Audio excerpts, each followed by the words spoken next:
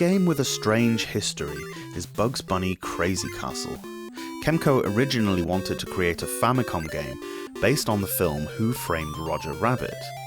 The problem arose when wanting to export it to the NES. There was already an LJN game based on this film, so Kemco bought the rights to use some of the Looney Tunes characters instead. By the time the Game Boy title was due to be released, the rights for Roger Rabbit had expired, leaving Kemco scratching around for a gimmick for their game.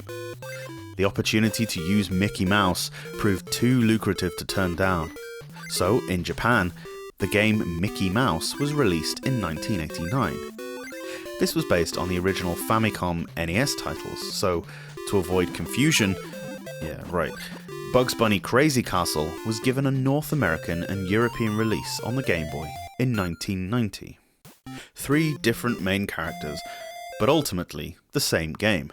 Whatever you know it by, the game involves Bugs Bunny, or Mickey, wandering around various floors collecting carrots, or keys, while trying to avoid the Rascals, which include Wile E. Coyote, Sylvester, and Daffy Duck.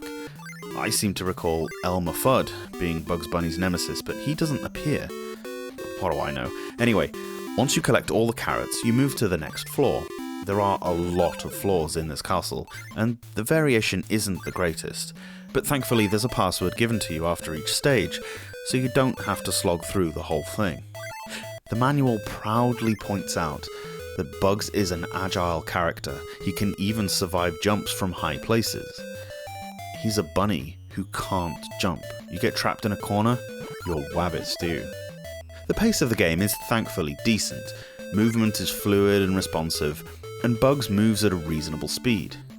You can fly through the levels, and each time you beat one, you get an extra life.